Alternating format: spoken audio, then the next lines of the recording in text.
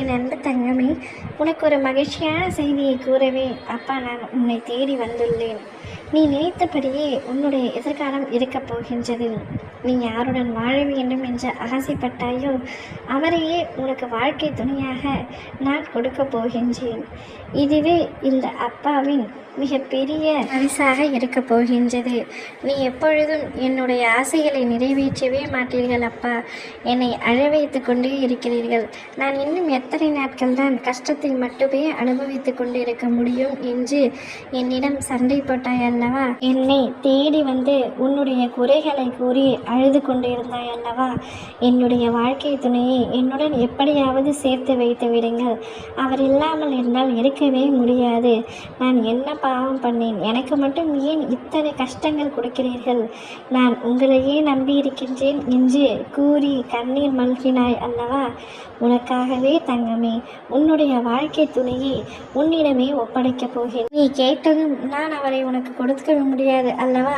அவர் எப்படிப்பட்டவர் என்பதை ஆராய்ந்து தெரிந்த பிறகுதானே கொடுக்க முடியும். அதனால்தான் சிறு கால தாமதமாகிவிட்டது. அவர் உன்னையே நினைத்து உனக்காகவே பிறந்தவர்.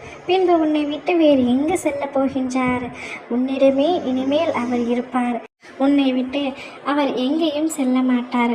உனக்காக பிறந்த உன்னவர் உனக்காக மட்டுமே படைக்கப்பட்டிருப்பவர் என்பதை நான் முழுதாக அறிந்து கொண்டேன் தங்கமே.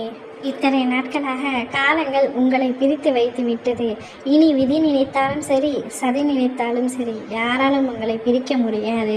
உங்களுக்காகவே உங்கள் அப்பா நான் இருக்கின்றேன். உங்கள் இருவரையும் கூடிய விரைவில் ஒன்று சேர்த்து வைப்பேன். உன்னுடைய பெற்றோர்கள், சொந்தங்கள் அனைவரின் முன்னிலையிலும் என்னுடைய கோவிலில் உங்களுடைய திருமணம் மிக சிறப்பாக நடைபெறப் போகின்றது. என்னுடைய ஆசீர்வாதத்தை நீங்கள் முழுவதுமாக அடையப் போகிறீர்கள். பின்பு உன்னுடைய வாழ்வில் வளமும் நலமும் சீரும் சிறப்புமாய் வாழப் போகின்றாய். அனைவரின் மத்தியிலும் ஒரு அங்கீகாரத்தை பெறப்போகின்றாய். இத்தனை நாட்களுக்காக நீ பட்ட கஷ்டங்கள் அனைத்துமே சந்தோஷமாக மாறப்போகின்றது. நீ வாழவே கூடாது, அவருடன் சேரவே கூடாது என்று நினைத்து கொண்டிருந்த பல பேருக்கு இது மிகவும் எரிச்சலாகவும் கோபமாகவும் இருக்கும். ஆனால் அதை பற்றியெல்லாம் உனக்கு எந்தவித கவலையும் தேவையில்லை.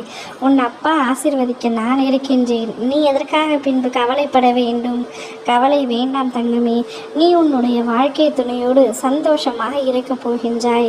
மகிழ்ச்சியோடு உன்னுடைய வாழ்க்கை இருக்கப் போகின்றது. அதற்கு உன் அப்பா நான் உத்தரவு தருகின்றேன். நீ எல்லார் மத்தியிலும் நல்ல செல்வமும் வளமும் பெற்று சீரும் சிறப்புமாக இருக்கப் போகின்றாய். என்னுடைய ஆசீர்வாதம் எப்பொழுதும் உனக்கு உண்டு.